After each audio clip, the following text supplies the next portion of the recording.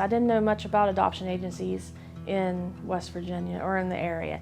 And so I contacted Children's Home Society, and they work with Mission West Virginia.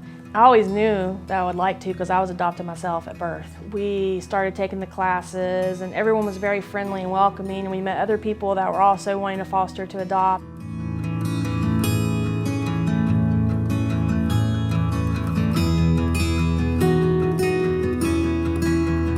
There are different sites you can go onto for children waiting to be adopted in West Virginia to browse different children that are ready for adoption. And we met Zach, actually. You settle down in one place for like 3 months, and then you're like packed up and ready to go somewhere else. So it just kind of became the same old thing, and I was used to it. And then I met my current family, and they really stuck with me, and they loved me, and then sooner or later I became adopted, and that was nice. My social worker told me about the family, and they said these are all the things they like, they match up with you, and they think that they're going to be really good for you, and we're going to set up a meeting with them. We met him in McDonald's, and I remember I was so many nerves, and my husband was nervous too, but I was a little more nervous, I think. And we pulled up, and I saw him through the window, and he was sitting with his worker, and we went in, and and it was kind of weird. You build in your head like all of these things that may happen or what you want to happen, but it never works out that way with kids. And so we sat down and we got him something to eat, and we ate, and he just talked to us about us, if we had any pets, what kind of car we would drive, and then after we ate, he was just a normal kid, hyper, but full of questions. The stress was all gone. I mean, once we met him, it was like, okay, it was like a job interview. That's what it reminds me of. You build it up with questions that you're going to be asked, and then when it comes down to it, you're just relieved it's over. You're stress-free, and you meet that kid, and you're like, wow, he's a great kid. And with older children, people sometimes only want the little ones, but my thing is, we had a worker tell us that with older kids, you still have your first, and we still do. They've traveled, and they've never went to the beach or went to different places.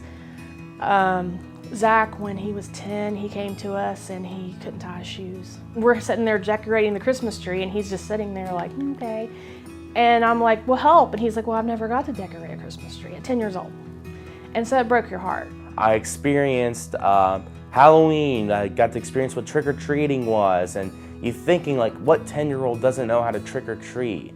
And you're like, and that's a kid in foster care. Most families aren't able to do that. So when you come to this family, and I remember going to trick-or-treat, and it was fun. And the same thing with my birthday. I got a birthday party. And to a kid who's never had one of those before, it's like, this is awesome. This is real nice. I would have a million children if I could. My husband would not, but I finally got one, and then he was like, no more. And then one day he just came to me, and he was like, you know what? It would be nice for Zach to have a brother or sister. And we explored the option. We went online. There's a website. You can meet children from West Virginia that are already ready, available to be adopted. We went on and saw Emily, and I inquired about her. She just came in like we were anybody else, and we ate pizza, and then she wanted to play, and we played with her a while, and her worker sat and watched us and stuff so we could get a better bond with her. I had a lot of people in my life that I worked with, co-workers, friends that adopted, and they always had positive experiences. I've not known of any bad experience. I mean, the kids just want someone to love them and take care of them. We've had a lot of people talk to us since then, and people that have adopted, seeing Zach and Emily, what good kids they are, and how well they do in school. They're so bright. I mean, you come across these little things but it's just really someone needs to work with them and take time with them. But it's the best thing that we've ever done as a family. It's wonderful. I couldn't imagine, not doing it. I would have many more if I could, because the process can be long. It just depends, and it can be hard, but it's worth it.